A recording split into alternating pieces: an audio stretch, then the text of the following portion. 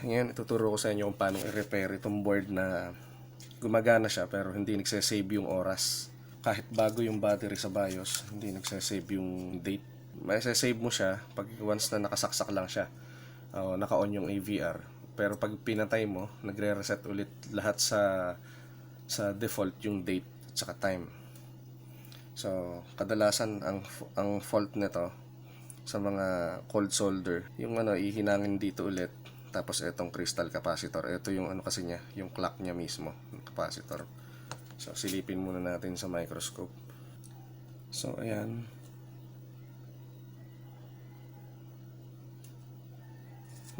Puro cold solder nga. Sa tagal na rin siguro to. Ayan, yung cold solder niya.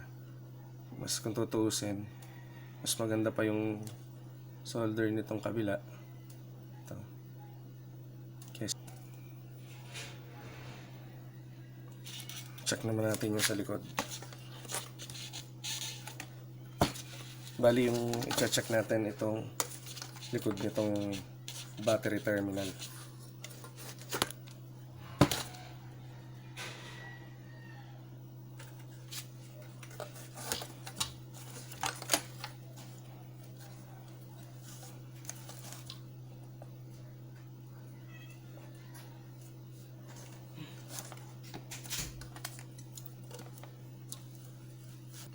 Ito malala na nga.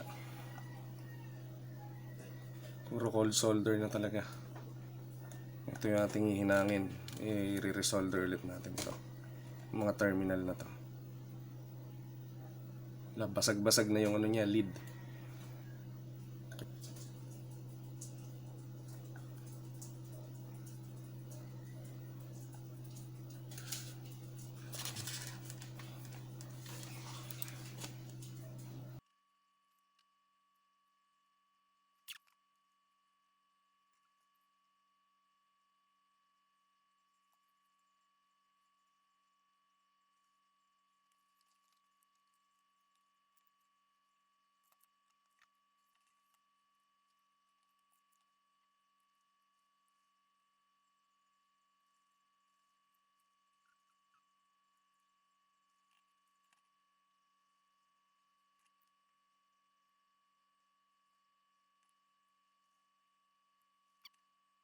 Okay, test na natin.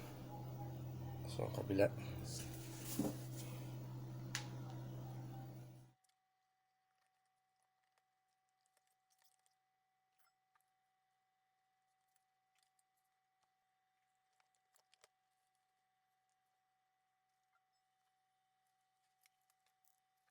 Tama natin yung oras.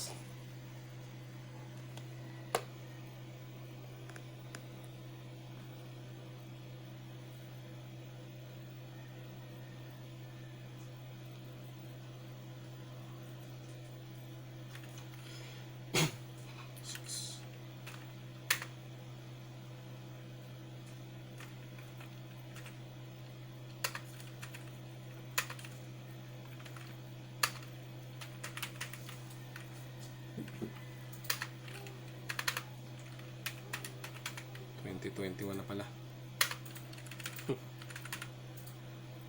Ito yung madalas na ginagawa kong setting dito. Date lang. Tapos boot device. Wala. Aha. Boot device priority. Advance. Wala na. Exit.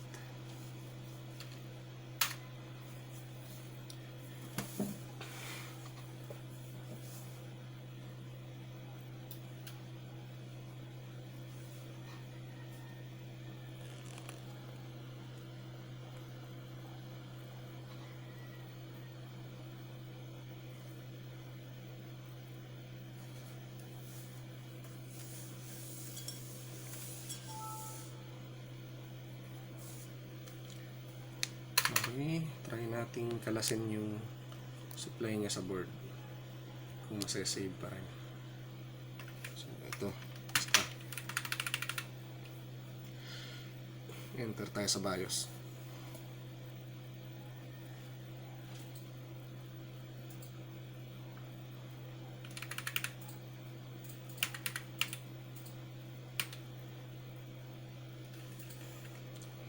So sa ngayon naka-save pa yung ating setting, yung petsa, kasi hindi ko pa hinuhugot yung power. Okay, shutdown muna natin.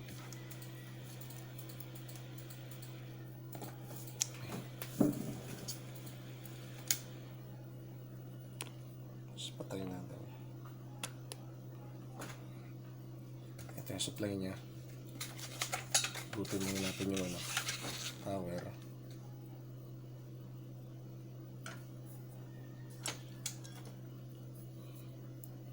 Then ito, para makita natin. Oops. No.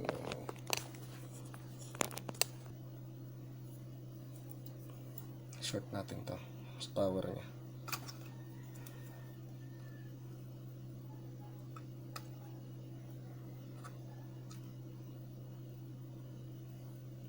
So, 10 seconds. Okay. Try ulit natin. Dapat nag-save na yung setting niya.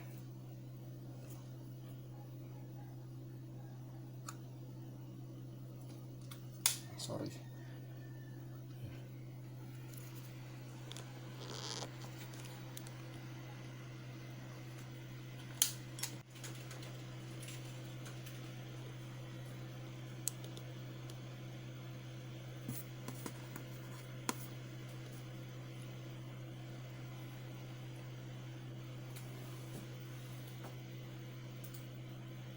Okay, mukhang nag-save na yung setting. So, i-restart lang natin ulit. Pasok tayo sa BIOS. Kasi dapat lalabas dito F1. BIOS setting tayo.